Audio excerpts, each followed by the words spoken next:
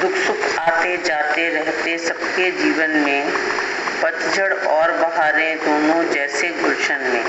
चढ़ता है तूफान कभी और कभी उतरता है, ईश्वर जो कुछ करता है अच्छा ही करता है। दुनिया की मिसालें देकर के बताया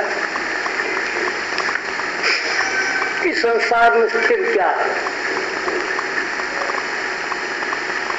अस्थिरता के बारे में क्यों दुखी होता है? कौन सी चीज इस संसार के अंदर परमात्मा को छोड़ करके स्थिर है, इसका जरा निरीक्षण कर।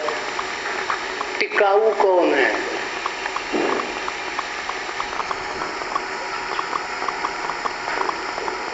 कौन से राजाओं का राज टिका?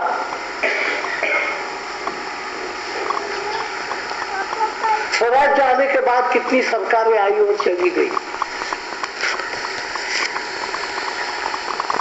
और अभी जो है उसका भी क्या भरोसा कि कब तक टिकती है। तो संसार के प्रति जब ये पक्का विश्वास हो जाता है कि ये है ये टेम्पररी, ये टेम्पररी होते हुए भी टेम्पररी नहीं है ऐसा लगने के कारण दुख का कारण अज्ञान है। संसार टेम्पररी है लेकिन हमको लगता है टेम्पररी नहीं है, इसलिए दुख होता है। यहां फंस जाते हैं। जो जैसा है वैसा हमको लगता नहीं है। संसार टेम्पररी है, काम चला हुआ है, ऐसा पक्का विश्वास जब हो जाता है तो किसी के आने जाने का दुख नहीं होता, क्योंकि किसने जाना ही था। संसार का धर्म ही यही है, न टिकना। और न टिकने वाली चीजों के प्रति टिकाऊपन का आशा कैसे रख सकते हो?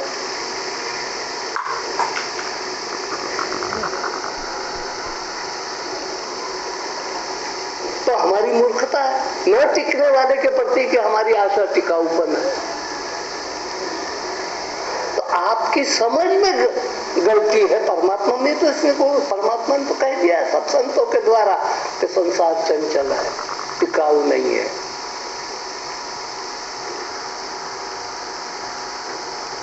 तू टिकाऊ क्यों नहीं बनता? यानी ईश्वर पर विश्वास क्यों नहीं रखता?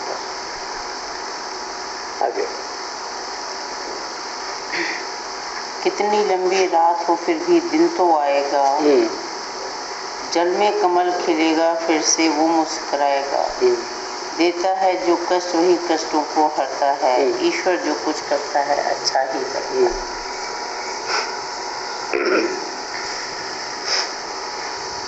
अनुभूति की यात्रा है।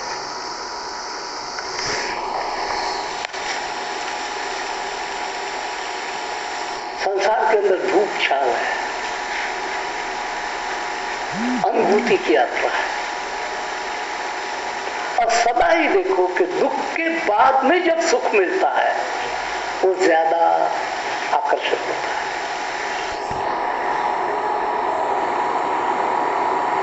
खूब तपन हो, अब हम 1 मिनट पैदल चल करके आप आगे ऊपर से आयन ताप पड़ रहा है, इतने में आम की घटा वाला एक वृक्ष आ गया, उसके नीचे आते ही आपको जो आनंद होगा वो आनंद दिया किसने? वो दुख ने दिया। वो जो खुशी दी है वो गमी ने दी है। अगर वो गमी नहीं होती, वो ताप नहीं होता, तो आपको आम की छाव की कोई कदर नहीं होती। पानी की कदर आप तब को होगी जब आप खूब तपन में से आए और प्यास लगी हो। रोटी की कदर कम क्यों है कि लोगों को भूख कम है, और जिनको भूख कम है उनको 13 चोचले चाहिए जीत के। ये पदार्थ जो बढ़ गए हैं भोजन के अंदर, इसका कारण ही है ये पूरा इसके पीछे बोध छुपा हुआ है। खाने वालों में भूख, असली भूख नहीं है, कड़ाके की भूख नहीं है।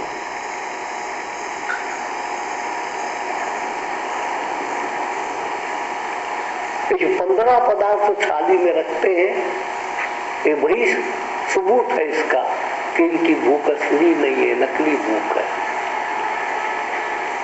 अब नकली भूख जिनकी होती है उनको बहुत मिर्च मसाले डालने पड़ते हैं। आता है ना टेलीविजन पर, मैं मिक्स सब्जी बनाने जा रही हूँ माता जी, तो बेटी उसमें 13 मसाले पड़ते कहते जाओ, चुटकी वो भी ना डालना भूलना, पत्थर फूल जड़ी दगड़ फूल चाहिए। अब बन गई सब्जी। और हमने ऐसे किसान देखे, ऐसे आदिवासी देखे, सिर्फ रोटी प्याज भी काटने को छुरी नहीं। सुशीला नैयर गांधी जी की डॉक्टर, जब हमारी पदयात्रा चलती थी भूदान,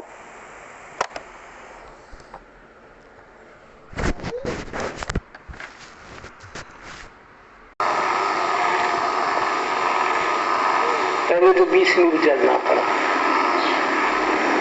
3 दिन उठी नहीं सकी।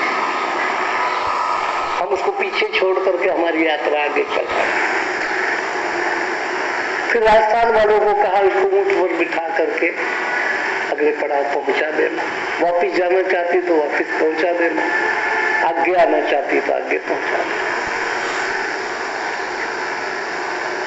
गरीबों का गांव था, पानी की किल्लत थी,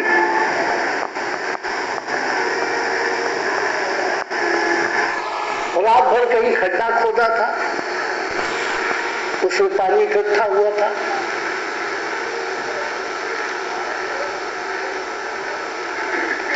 और घरवाला जो चारपाई लेकर के रखवाली के लिए, पानी की रखवाली के लिए उस पर खाद डाल करके सोता था।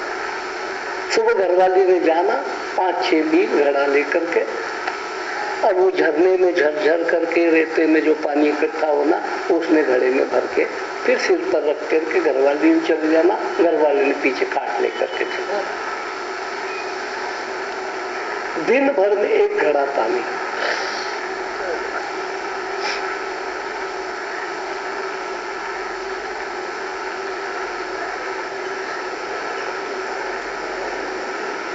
वो जब उसका पड़ाव आ गया तो उसने कहा कि मैंने तो नहाना है। कार्यकर्ता कहते हैं दीदी जी कैसे नहाओगी, यहाँ तो दिन भर में 1 घड़ा पानी होता है, उसी में खाना बनाना, उसी में पानी पीना, बच्चों ने भी सब। जिस घर में हम ठहरे हैं उनके पास 2 घड़े पानी है। अब आप नहाओगी तो आपको 3 बाल्टियां तो पानी चाहिए। फिर मेरे को पूछा कि गुरु जी मैं क्या करूं, मैंने कहा ड्राई क्लीनिंग कर ले। तसले में गड़ी हुआ पानी, तेरे लिए स्पेशल इंतजाम है ये। तसले में पानी डालते हैं, गिल्ला कपड़ा उसमें खद्दर का डुबा ले और ड्राई क्लीनिंग कर ले। कि ऐसा रहना पड़ेगा। मैंने अब आपको पता लग गया भारत क्या चीज है। तुम दिल्ली में रहती हो, तुमको नहीं पता लगेगा भारत क्या चीज है। अब भारत क्या चीज है ये देख ले अच्छी तरह से। उन्होंने क्या किया, कच्चे आमों के दिन थे, कहीं से अंबिया ले आए थे, उसमें डाली मिर्च और उसमें नमक डाला और चटनी बना दी, बाजरे का रोट और चटनी रख दी मेहमानों के लिए। हम तो खा गए। वो कहती सब्जी नहीं बनाती है लोग। मैंने कहा कहाँ से बनाएंगे सब्जी, पैदा होती बिना पानी के कहीं पैदा होगी सब्जी। सब्जी बनाएंगे किस चीज के बनाएंगे, नीम के पत्ते के बनाएंगे क्या, कहाँ से सब्जी बनाएंगे। सुशीला जी बोलो तो सही। बाजरे का सूखा रोट ऊपर उसका तो मुंह लाल हो लाल। फिर दूसरे दिन हमने मैसेज भेजा कि चटनी तो बनाओ, आम वगैरह जो डालना है डालो, मिर्च में डालो, फिर सब खा लेंगे। दूसरे पड़ाव पर पैसा। अब ये उसकी हालत है, उसने हमारे देश की हालत है। लेकिन हमको आनंद आता और हम उसमें से जो पॉजिटिव पॉइंट है वो लेते थे कि इतनी कंगाली, इतना अभाव होते हुए भी लोगों के चित्त के अंदर मेहमानों का सम्मान करने की भावना देखो कैसी है। अपने पास जो है, बाद में हमको पता लग गया कि इतना आटा नहीं था कि मेहमानों को भी खिलाए और बच्चों को भी खिलाए। तो हमको धीरे से पता लग गया कि मैंने कहा इसने आटा कहाँ से लाई इतना, ये हम तो 15 आदमी थे। फिर ये देखो उसने बेटों को बच्चों को रात खिलाई, पानी ज्यादा डाल करके, बाजरा उबाला, नमक डाला, मिर्च डाली, बच्चों को रात खिलाई, आपको रोटी खिलाई।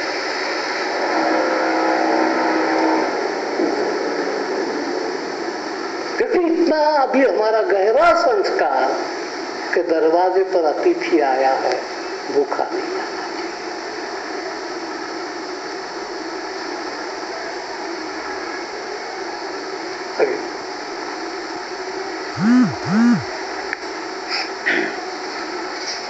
वही दाना फलता है जो मिट्टी में मिल जाए, सहे पथिक जो काटे वही मंजिल अपनी पाए।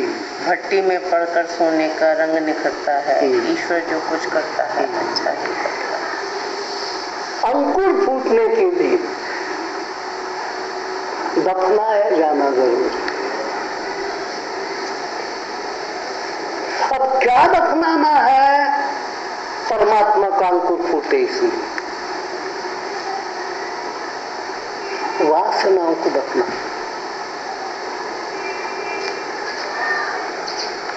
मन की मिट्टी के अंदर, तन की मिट्टी के अंदर जो बार बार व्यर्थ की वासना है, 4 कपड़े होते 5वां लेने का मन करता, ये वासना कभी भी मनुष्य को प्रभु तक नहीं ले जाए। इस वासनाओं का जीतना, इसकी साधना ही धर्म की साधना। वासनाओं का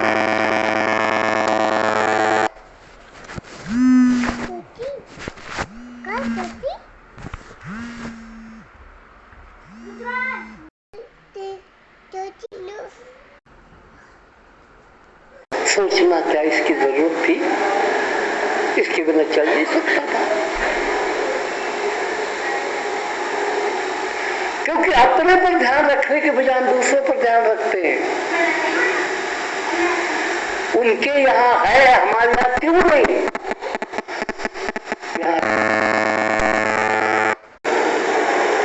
स्वाध्याय चावल चुनने जैसा है। बात बनाना है, चावल थाली में लेके बैठे हैं, चुनना है। चावल के साथ कंकड़ भी तो है।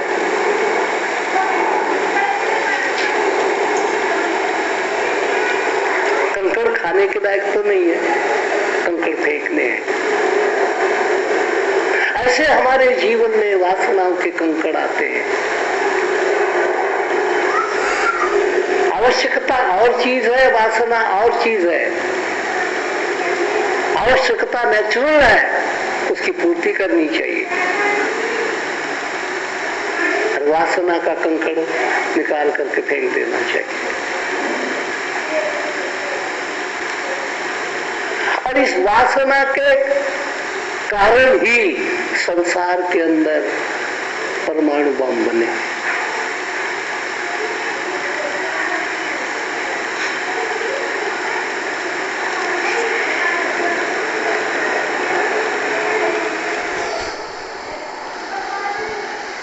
हमने बनाया पृथ्वी फलाना प्रक्षेपास्त्र, एकदम पाकिस्तान के चित्त के अंदर दहशत पैदा कि हमको खत्म करेगा।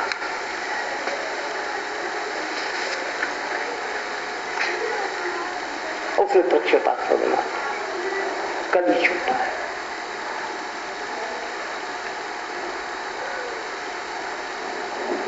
तो ये परस्पर भय उत्पन्न होता है। पाकिस्तान हमको मारेगा कि हिंदुस्तान के दिल में भय है, हिंदुस्तान हमको मारेगा कि पाकिस्तान के दिल में भय है। और तमाम राष्ट्र भय के कारण कितनी समृद्धि, कितनी संपत्ति, कितना सुख है उनके पास, लेकिन अंदर भयंकर दुख है कि अगर वो बड़ा बन गया तो हम मर गए, अगर वो बड़ा बन गया तो हम मर गए। अब इन लोगों के मन में शांति होगी?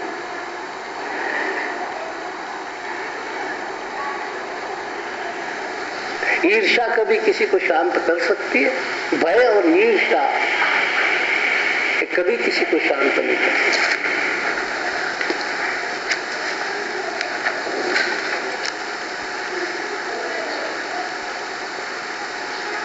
इसलिए साधु सन्यासी पुरुष तकरीबन संतोष में रहते हैं।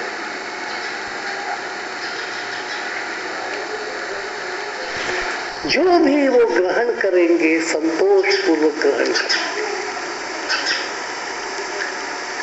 अधिक लेने में उनको अच्छा नहीं लगता, क्योंकि उनको मालूम है कि अधिक लेने से अधिक दुख भी आ सकता है।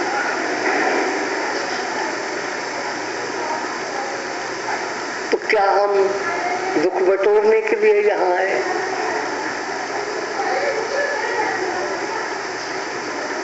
दुनिया जो सोचती हो सोचे। वो तत्वज्ञानी पुरुष कहता है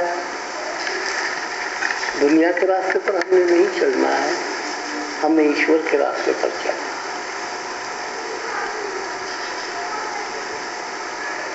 इसलिए हम जो थोड़ा मिले बिना मांगे, ये भी याद रखना। मांगकर मिला हुआ बहुत किसी काम का नहीं, वो जहरीला होता है। कभी आपने ऐसा सोचा भी नहीं होगा जैसा मैं सोचता हूँ।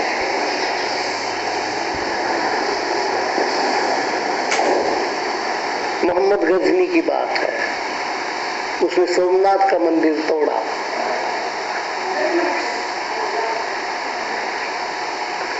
कारणों में जाओ क्यों तोड़ा सोमनाथ का मंदिर? हिंदू मुसलमान वाले ऐसे परे होकर के, जरा न्यूट्रल होकर के, तटस्थ होकर के सोचो कि इतना मंदिर क्यों लूटना पड़ा, क्यों तोड़ना पड़ा सोमनाथ का मंदिर?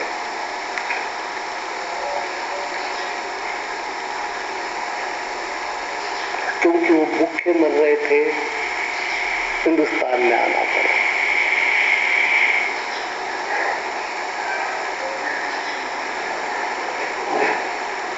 हम रज के खा रहे थे, वो भूखे मर रहे थे। इसके पीछे क्या बोध है कि संसार में कहीं भी भूखे लोग होंगे तो आप सलामत नहीं हो।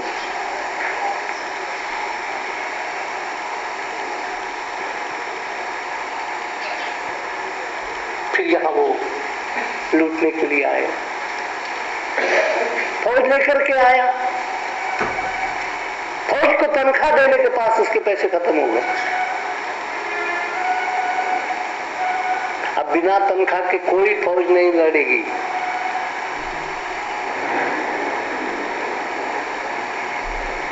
हमारी फौज को भी आप कहेंगे, हिंदुस्तान की फौज को भी, आपको तनख्वाह कुछ नहीं मिलेगी, देश के लिए कुर्बान हो जाओ, वो नहीं लड़ेगी।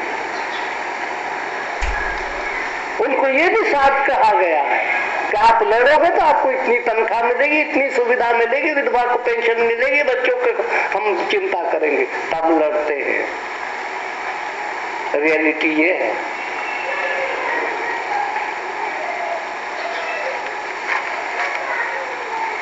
देशभक्ति का मादा नहीं है, पेट भक्ति का मादा है।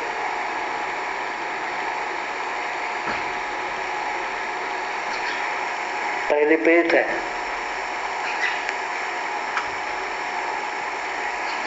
उनको कह दो सारी फौज को, क्या देश भगत हो, कल से कुछ मत लेना हमारे से। सब घर आकर के वापिस आ गए। तो वहां सिपाही को देने के लिए उसके पास पैसा नहीं। अब कैसे करें? धीरे धीरे पता लग गया कि वहां एक मंदिर है, उसमें बहुत सोना चांदी उन्होंने शिव की आड़ में छुपा करके रखी है।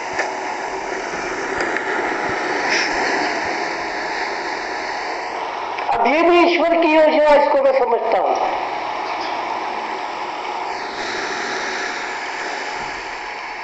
वो जो करता है ठीक करता है। अब वो पत्थर के अंदर जो रखे हुए थे हीरे जवाहरात, तो वो काम के कि जो जिंदा आदमी उनको जिलाना काम का। ठाकुर ने सोच लिया कि सिपाही चेतन है, इनमें प्राण है, इनको खिलाना ज्यादा जरूरी है। और शिव जी ने कोई प्रतिकार नहीं किया कि नहीं नहीं मेरे को कैसे लूट सकते हो। उस समय उनका त्रिशूल कहाँ गया था।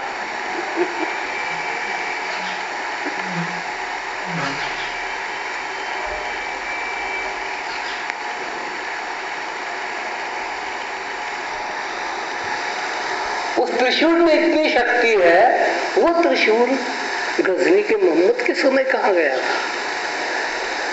उस त्रिशूल में से शक्ति कैसे खत्म हो गई थी। तो उसको भी लगा कि एक पत्थर मेरे का किस काम के, उन लोगों को रोटी मिल जाए, ठीक है ले जाओ भाई।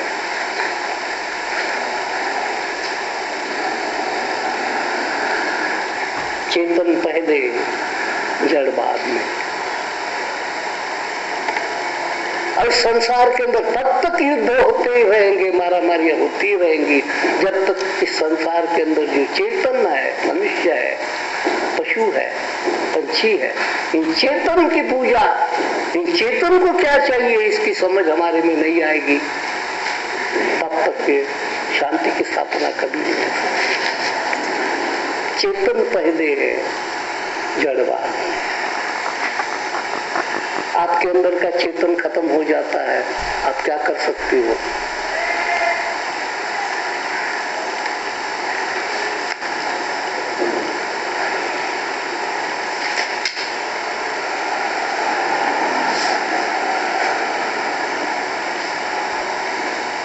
एक भक्त ने भगवान के दरबार में जाकर के कहा,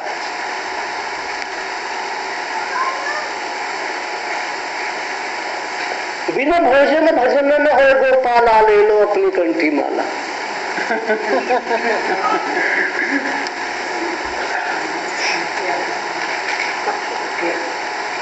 क्योंकि कंठी माला चेतन पर डाली है कि तो लाश पर डाली है।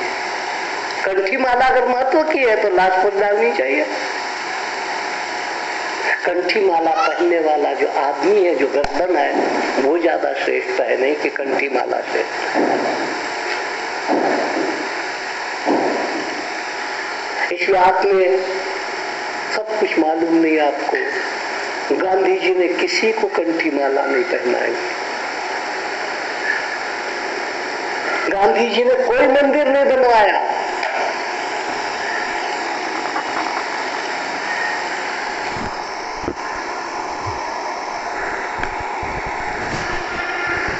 उसने एक ही सोचा कि ये चेतन, ये मनुष्य रूपी मंदिर है, इसका क्या हाल होगा। ईश्वर निर्मित मंदिर की जब हम उपासना नहीं कर पाते हैं, तो ये माया निर्मित मंदिरों की पूजा में लगे। जिसको माया ने बनाया, ईश्वर ने नहीं। आपको ईश्वर ने बनाया।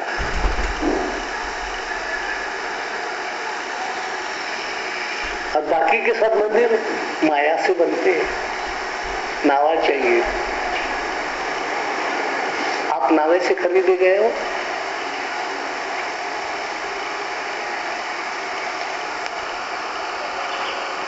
हमारे व्यास के 2 बेटे और 1 बेटी है।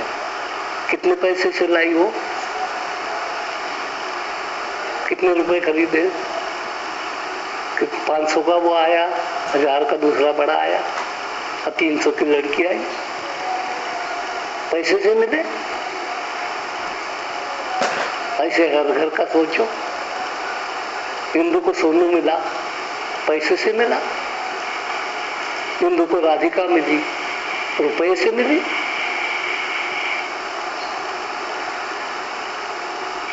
है कोई जवाब आपके पास?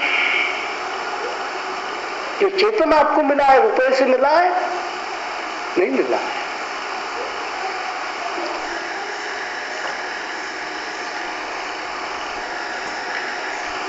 इसलिए तो भी जब किसी के प्राण निकल जाते हैं, जैल सिंह मरा, पानी जैसा पैसा बहाया, लेकिन मर गया। नहीं मरना चाहिए। गरीब मरता है तो ठीक है, उसके पास कोई कमी नहीं, मरा क्यों? इसका मतलब है पैसे का और चेतन का कोई मेल नहीं है। चेतन कभी पैसे से खरीदा नहीं आया, चेतन कभी पैसे से नहीं मिलेगा। तो तत्वज्ञानी पुरुष को ये बोध होता है किसको कितने महत्व देना। चेतन श्रेष्ठ के जड़ श्रेष्ठ। अर्थ को पता लगता है कि चेतन श्रेष्ठ है, जड़ तो केवल उसके नौकर चाकर है। आपका सिर है तो टोपी है, टोपी के लिए सिर नहीं पैदा हुआ है, सिर के लिए टोपी पहले सिर पैदा हुआ तब किसी ने टोपी बनाई, पहले पैर पैदा हुए तब किसी ने जूती बनाई। जूती के लिए पैर नहीं है, पैर के लिए जूती है। ऐसे ही ये माया ब्रह्म के लिए है, माया के लिए ब्रह्म नहीं है। ये जब समझ आ जाती मनुष्य को, फिर मनुष्य की बहकने वाली, फालतू भागने वाली, पशु की तरह, पागल कुत्ते की तरह भागने वाली वासनाएं सब शांत हो जाती है और ईश्वर का रास्ता उसको मिल जाता है।